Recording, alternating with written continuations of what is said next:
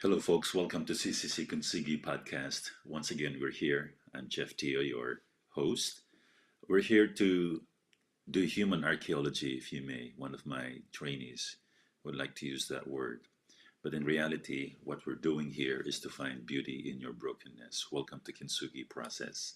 We have a special guest today from the Philippines, um, Miss Memory Salazar. I'm going to invite her to jump in right away so that we can have more time in holding space for him. And if he could hold up a mirror so to help her find a place where we could help her increase her self-awareness, if you may. This is the process of kintsugi, for those who were um, subscribing and following us. Um, Good morning, Memory. Briefly, please introduce yourself. Yes, well, so it's actually evening here in the Philippines. And yes, Yes, I am Mary Salazar. I am from the Philippines here, specifically in Silang. And I am working with one of our church organizations here in Silang in Center for Digital Evangelism. wonderful. Well, thank you. We're really happy and honored to have your presence tonight. Um, there are many guests who took this as an opportunity to visit some of the challenges and crises that they are facing. And if you have some challenges in life, maybe this is an opportunity for you for us to address that, if you may. So I'm gonna give you the space. You can take the lead, and I'll follow. Yes. So actually, this past 2 years that I had been one of the most like really challenging moments for me. I've been through a lot, but I think if we go through all of them, it would take us too much time. Probably a general parts for many of those parts, and then but the recent ones uh, that have been, I would say, wounding me, have wounded me. eh, um, that's the thing that I wanted to be addressed right this moment. But Okay. yeah, so in those 2 years, um, I've experienced a trauma of being feeling of betrayal from a harassment from someone that I trusted, and then I lost my dad also, and then a heartbreak from an experience as well. And then the most recent one is the wounding of hope that I've experienced is I've been wanting to go to med school, and Mm-hmm. I actually like went to med school already 5 years ago, but that was during the pandemic. And the pandemic hits, there's a lot of things happening, and it was really difficult for me, especially for my family as well, like mostly on the uh, difficulties of the pandemic itself, and then the financial status, the financial situations, financial problems that back then. And I didn't continue going to med school. And then this time, it's my family, it's my brother, like trying to encourage me. I know his intention is very good, that he wants to encourage me to apply to med school again. And then he is willing to support me initially, but we're looking into having a scholarship. And so I went through the process of the application. I gathered all the necessary documents. It's not only effort, it also have some expenses as well to go through it. And then I was able to submit all my application requirements. And the good side is I was one of those qualified applicants. And I was really excited about it. And I already booked a flight going there. But, it's like, as my brother evaluated things, they have been like talking to people, how would the scholarship go, and this and like that. And then his status as well, if he will be able to like fully support me until then, that the scholarship would come, something like that. And it turned out that I could only apply for the scholarships if I'm already a medical student, and then from then it would take a semester or two before included in the scholarship, and that's not a 100% assurance because there's a lot of applicants as well. So that was my recent wounded hope, that it was actually a super like heartbreak for me 5 years ago. So right now it's not super heartbreak anymore, but it still affected me, because I've been thinking that, oh, it's financial problem again, that I felt like it's financial problem again, that I cannot reach this, I believe, desire or dream of mine, something like that. And I've always thought that, I think I'm made for this. Because my skill sets, my passion is always in the health ministries like that. But of course, it's not only about passion. But yes, that's why I'm like, now I'm trying to navigate again. So what's I'm gonna do now if it's at med school? So I'm that in that limbo again. Correct. Well, thank you very much. So, well, specifically, you were mentioning, which is our main topic today, the wounding of hope. And if I'm hearing you correctly, um, the wound that you experience right now is failing to realize your dream because of Mhm. financial issues you're facing. Is that Yeah. is that the wound? Yes, po. Okay, good. So, kindly share with us, what does it mean for you to become a medical doctor? To realize this dream. What does that mean to you? Um, because I'm like, I built my hope and things that I want to do in the future. It's like there are a lot of works that I can apply to, and maybe it's not 100%, but probably 95, 97% I would be accepted if I will apply on those jobs. But then if I would be thinking long term, that when I get old, whether I'm gonna get a family or not, something that I would enjoy doing, even without earning much, something like that. It's always in that field. So I was like thinking that, oh yeah, probably there are other things that I can do, that would meet that, do you call that, meet that desire, um that and wherein like I can maximize my skills and my talent, something like that. And I will not Okay. box myself into doing something that I will just force myself and be dragging myself to do it every day, something like that. So I'm thinking that it's always doing that in the health ministries and as a medical doctor, something like that. Mhm. Okay.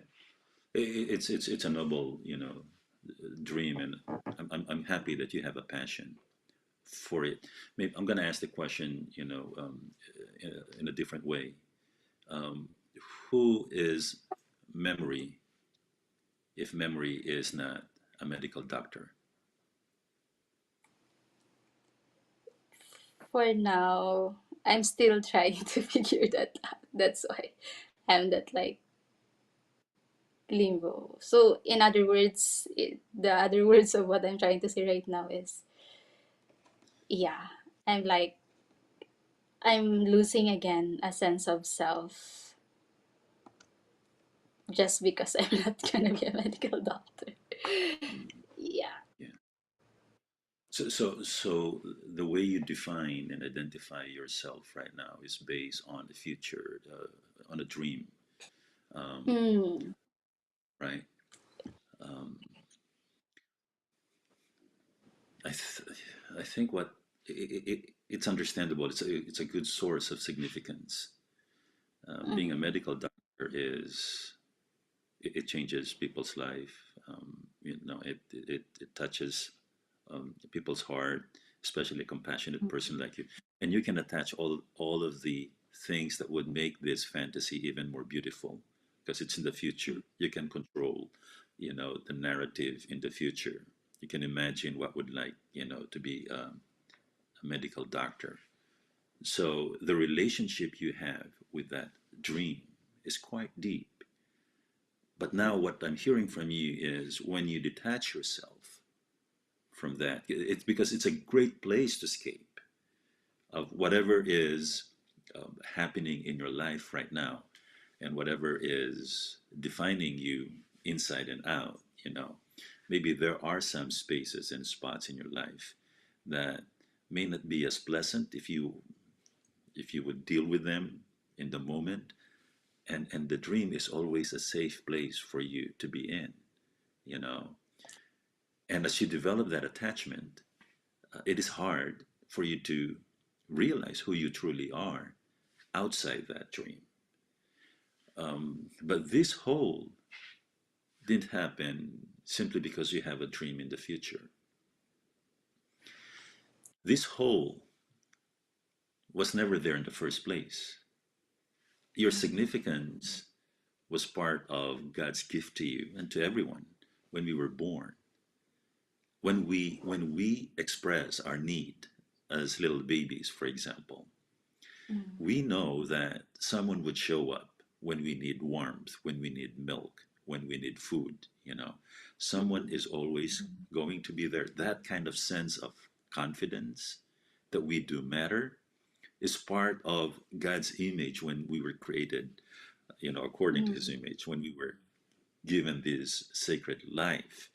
We don't cry simply because of heartache. When we cry, it's because of the belief that someone would show up, that someone, you know, does really care. So Mm. that's already there. But you know, you have your own life, history, living in this imperfect world. At some point, at some point, maybe that cry was no longer being heard.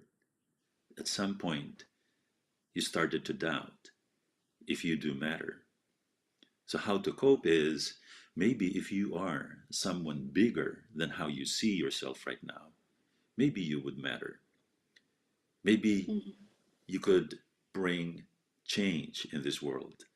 This is now your relationship with the world Mm. that you live in.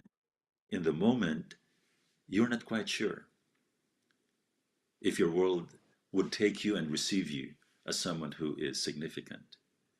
So, to cope is there's nothing wrong with dreaming, okay? Uh, as a child, we also dream. It's part of who we are. But it is the attachment that somehow blur your sense of identity in the moment.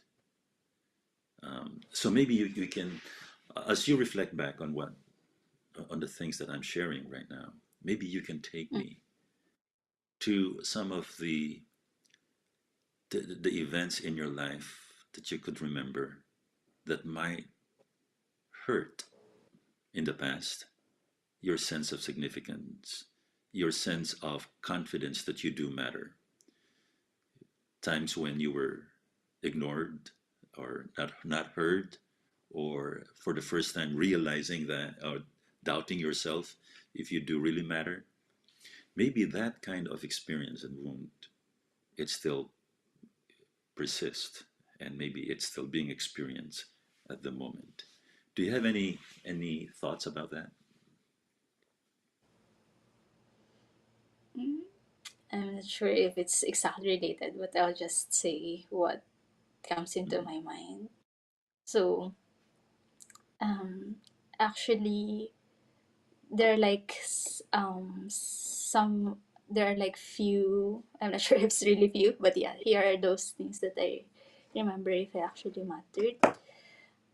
I at first when this question is being asked to me, so it's my first time to be asked this question. But yeah, at first I would be reminded that way back when I was in elementary or when I was in high school.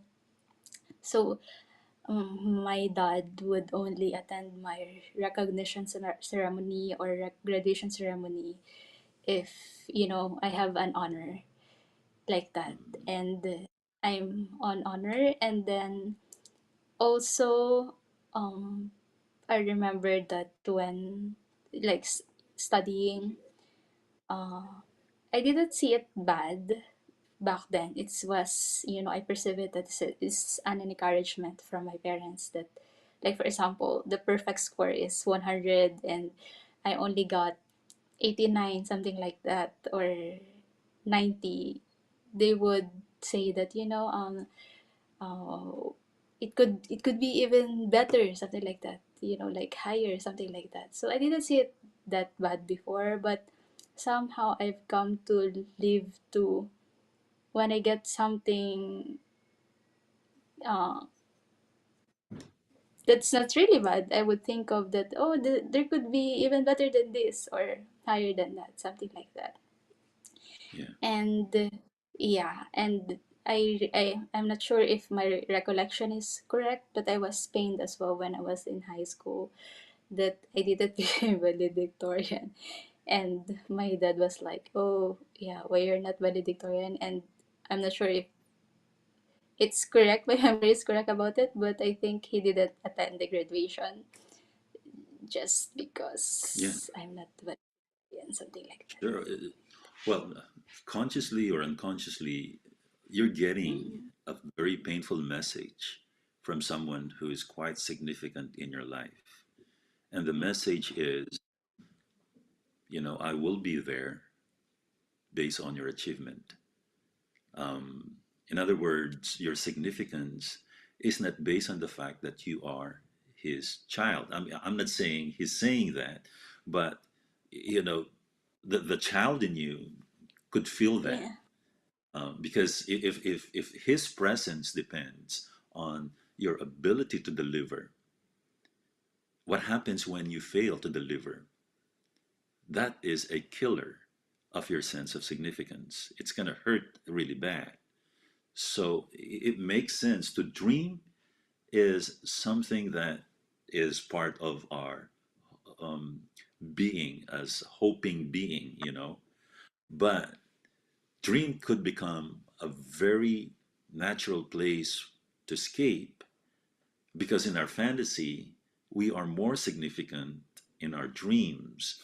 And if the pain that is uh, being experienced every now and then, consciously or unconsciously, because of your relationship to people who are there to nurture you and to give birth to your personhood, if you get the message that says you would only matter to me if you deliver, um, and I think your noble dream could also get infected by Mm, that desire to be accepted and to be loved and to be recognized and to be validated and to be heard and be seen. It's a natural need of every human being to experience that. But in the mm, context that you are operating is from, a relationship that could be conditional at some point. Unless you mm. deliver, you will not matter to me. Does that make sense?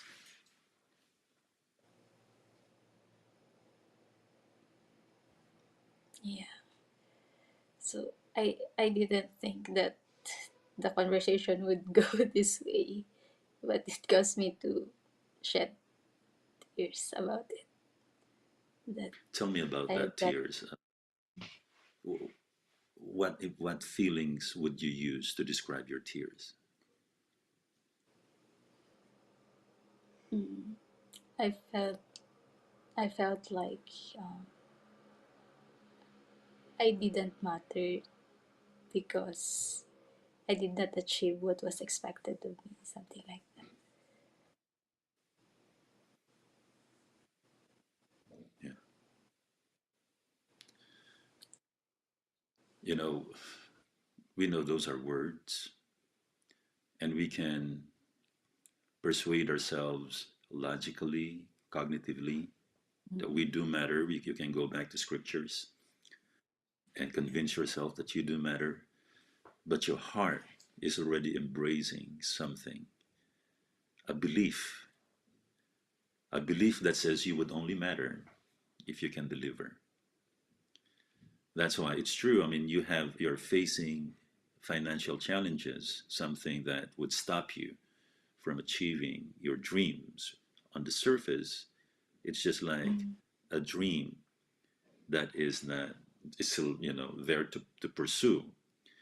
But the meaning that we're getting from this conversation is not just a dream to pursue. The meaning right now is what happens if you fail to deliver? What happens if you fail to meet that dream? There's an attached belief that you have Mm-hmm. embraced in your heart. And that belief says, if I fail to deliver, I won't matter to people that love me. Um, but the thing is this, that belief was born out of this imperfect world. Of course, we live in an imperfect world, conditional, transactional relationship. Mm-hmm. But if you can go past that, it's very hard for human being because we don't remember when we were babies. But whenever you see the vulnerability of a child, I think you can see yourself through their window. That's why Jesus says, unless you be converted like a child, you will not see or enter the kingdom of heaven, because they hold the keys. They have the secret. It will remind us at one point, the proof that you bear God's image is because you live in the moment. You live in the here and now. When you cry or ask for milk and your only language is cry, it's not because you have a heartache in the past. It's not because your mom failed to be there to show up, 5 minutes ago. No, that cry is not out of heartache. That cry lives Mm-hmm. in the moment. Undying belief, undying belief that you do matter. It's very resilient. It's very resilient, regardless of how long a child is crying. But, it could be an hour. But the moment they feel mama's warmth, they calm down and enjoy again that recognition of love, that connection, and the belief that they do matter. It never changed. It never changed. So your father may have failed in communicating how important you are to him. No? And what is crying right now is the adult. It's not the resilience of that baby. It is something that we never taught how to, you know, uh, embrace grudges for a long time. As a child, we don't do that. We only live in the moment. But you learn how to do that and embrace that, and sometimes influenced by that energy and by that spirit.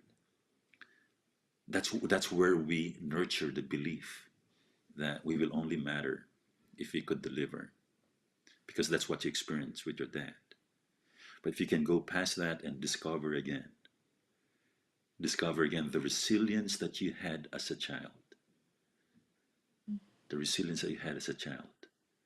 People may fail, but your sense of hope doesn't depend on how people fail you. Because the moment they show, if you can restore and recover the confidence that you have, the belief that you have, that you will be loved no matter what, that you are significant in this world regardless of your contribution. Mm-hmm. If you can go back there, I'm showing you the image. What is the image? What would it look like for you to experience healing? And it's right there. It's right there. We are created in God's image, and we can go back there and rediscover that. So for now, I don't have like a super clear picture of it yet, but like hoping somewhere there, it's a bit like dim image in my mind, but it looks like, I'm like more free and happier of whatever I'm doing and where I am, like that. It looks like that. You know what? And I've been sharing with this. This is the foundational theology of what we do in Kintsugi. It's a Christocentric. Um, when Christ was suffering and when he was hanging on the cross, There are many fathers, image of fathers there, elderly. Christ was only 33 years old when he was hanging on the cross. And there were mothers there, there were people. And there were church leaders. These leaders, they were singing praises and hosannas a week before Christ was crucified. It's a symbol of success. He was, if you may, in your language, congratulating him for becoming a valedictorian, you know, um, healing the sick. It's really the king of a people's heart. A week later, his hands were tied; he could not deliver. His body is naked, symbol of shame, and people cannot take that. They can only take that if he does something miraculous. Help yourself, save yourself. Don't be like that. Mm. Every single shout and every single voice penetrating, his human mind. I know we know he's divine, but he has that human mind as well, to a point where he cried, why hast thou forsaken me? Because it's painful. It's painful to experience the people that you love see that you don't matter. But I think the key of Christ's survival was not the week before, because the week before, that praise is shallow. That praise is, I love you because you deliver. The voice that Christ heard was during his baptism. No miracles done yet, no raising of the dead, no feeding of the 5,000. It's just the humble surrender of being born again. The voice that he heard from heaven is this: You are my child, whom I love, in whom I'm well pleased. It is not based on any achievement, it is not based on how much he could deliver. That's the image that we are born and created from. We are God's children. That is our identity. Our identity doesn't depend on the things that we achieve. We are love. That is our connection. Our connection to others doesn't depend on our ability to be so loving or lovable. And you, in whom we are well pleased, in whom where I am well pleased, the Father said. So He is pleased with us, even we fail or not delivering anything yet. That is the security that we need. So, as you discover, as you go back and Mm. trace um, that childlikeness in you, I know it's hard, and that's why we had Kintsugi process. We do have a program for this, but but that is the idea, and I like your name, memory. I think your name symbolizes the key of rediscovering that resilience of hope in you.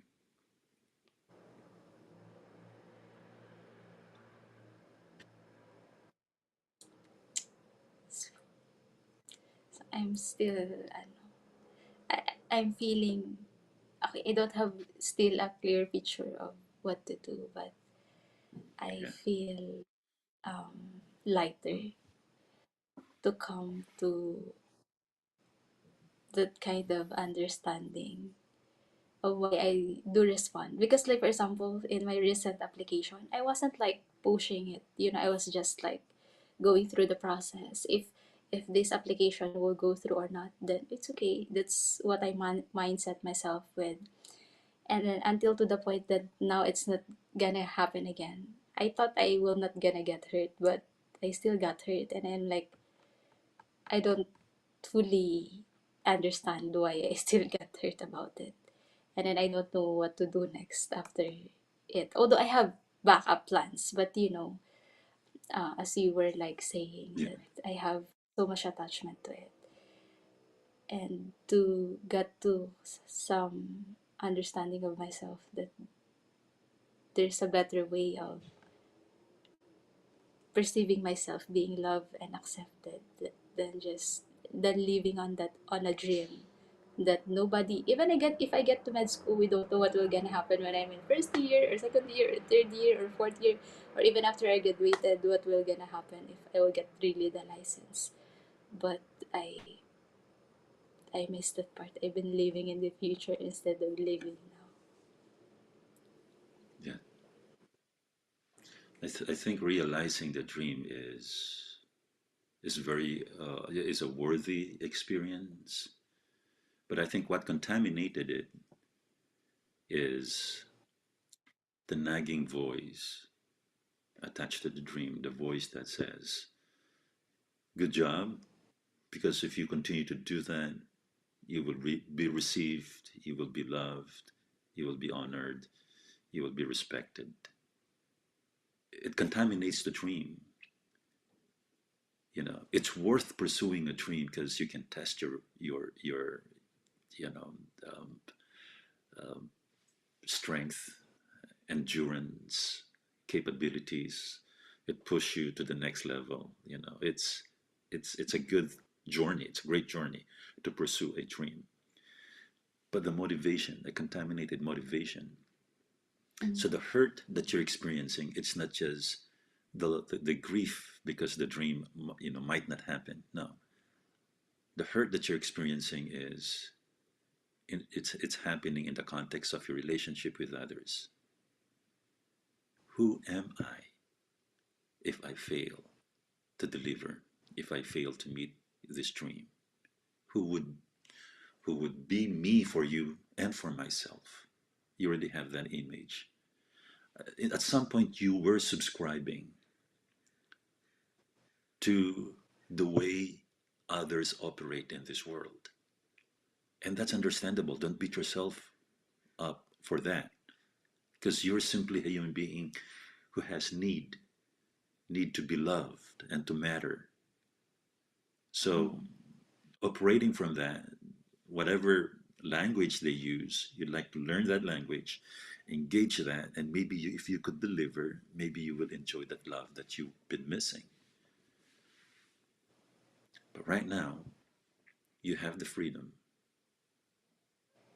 not just to pursue that dream, but to challenge the narrative that is affecting how you pursue that dream. Mm. You can still pursue that dream, but the goal is how to pursue that dream with less contaminants in the process.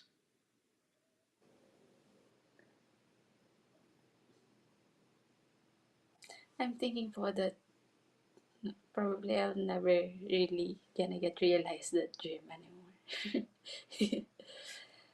So And you go back to the cycle, yeah. you know, the meaning of that, the meaning of not realizing this dream and defining the and discovering the meaning that you have embraced in the context of your relationship with others. Mm. What would that mean for others? What would that mean for you? Mm. Still painful to think about that. Yeah. I mean, it's already painful to not to meet, your dreams. I mean, there is certain level of frustration, of course, and disappointment in that. But on top of that, if there is a message that you matter if you deliver, then that pain could be magnified because it's Mm. not just it didn't just mean failure. It means rejection at a certain level. Mm.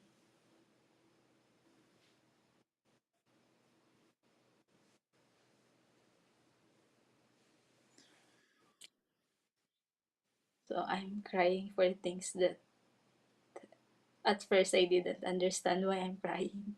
But when I was crying that I didn't proceed with the interview like that. I was like, why am I crying? I thought I already accepted this. That um yeah, like that. It's not. I was expecting that it's not be as hurtful as 5 years ago, like that. And yeah, probably it's not as painful, but it's still painful for a reason that I'm like, why am I crying? I thought it's okay already, like that for me. Well, I'm glad you're starting to hear yourself because I think there were moments. This is not the first time you would fail in meeting your dreams. As a human being, I would assume that there were times where you failed to meet certain things that you like to achieve, and the result Mm-hmm. was, maybe someone not showing up. So instead of when we fail, instead of finding someone's, you know, um, maybe comfort, instead we find absence because we fail. Now, I understand as a child, we we are dependent at some point. Now, as an adult, sometimes the only person that is available for you, of course, is God, but very abstract. Sometimes the person only available is you, which is very hard. Mm-hmm. You're hurting at the same time you are the one providing comfort for yourself.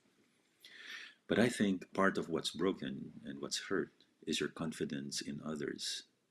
When you hurt, do you have the confidence that others would show up, even if your pain is in the context of failing? Because when you failed at one point, no one showed up. Instead, they sent you a message that said, because you failed, I won't be there. And maybe you may want to see the patterns in your life. How is your confidence in finding someone who would be there simply because you're hurting? Oh, well, my mom is always supportive. Okay. But then my response to those kind of situations is still, goes back to that kind of cycle. But I think it's slowly, slowly getting there because it's already be it's already like deep seated. It's a deep seated belief. Somehow it became one of my foundations of decision making. Yeah, like that. And yeah, it Mhm. hurts me that it has a pattern and it's reflected in my Okay. interactions with other people.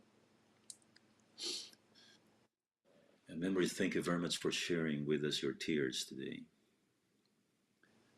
and for realizing that it's a product of a belief that you will only matter if you deliver. I think the journey right now is not just how to pursue the dream. I'm going to encourage you to continue to pursue all kinds of dreams that you do have. But I think part of the work that you have to do is to challenge that belief that if you fail to achieve your dreams, you won't matter. I think that's going to be part of your journey.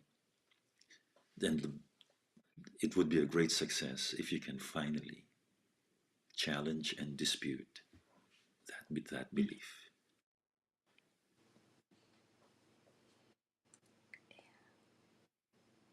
I look forward to that. I have the urge to, why not find that solution now? But yeah, I have to go through the journey. Yeah. Well, thank you very much. This is a very meaningful moment for me as well. It's an honor to hear your story, and thank you for being generous to show this to our community. May God bless you, and may God continue to walk with you, uh, and as you discover the new you from a new lens, which is, I hope you're excited about that. But it might take courage and whatever anger that you're experiencing, you can slide on. There are two ways to, when you feel angry because of what you're discovering, you can use that energy to confront and dispute the belief, or to beat yourself up and go back to the same cycle. You know, it's always a choice. But I think it's going to help you navigate your journey as you move forward. Yes. Thank you. Great. Well, friends, thank you very much for joining us as well. With the wounding of hope, I'd never realized. I just invited Memory here to just share her story, but never realized that it is very, very in line with our theme for today. And for those who have wounded hope, feel free to contact us. We have kintsugi practitioners for you guys. Take advantage of the service we're offering to our global community. You can find that in our website, and you can also find that in our Facebook, in our social media, and we're happy to serve you. Again, this is Geof Tio. Thank you for joining us this morning. God bless.